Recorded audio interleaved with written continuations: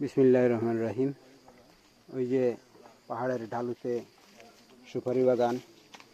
পৃথিবীর যত বুদ্ধিমান মানুষ আছে বেশিরভাগ মানুষই সুপারি খায়। আর যারা বুদ্ধিমান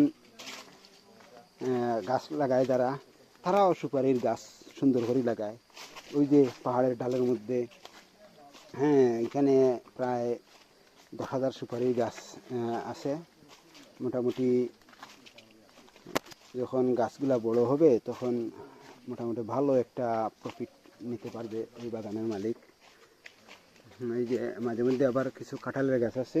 এখন এই বাগান থেকে মোটামুটি আপনার বছরে 2 লক্ষ টাকার উপরে কাঁঠাল ওনারা সেল করে। আর জায়গা এখানে আছে মোট 25 বিঘা। আমার একজন বড় ভাই এখানে একটা এক্সোটিক ফ্রুটের বাগান করার জন্য আসছে ওই জায়গাটা দেখার জন্য। যদি বড় ভাইয়ের পছন্দ হয় তাহলে হয়তো এটা বুকিং দিতে পারে। ধন্যবাদ।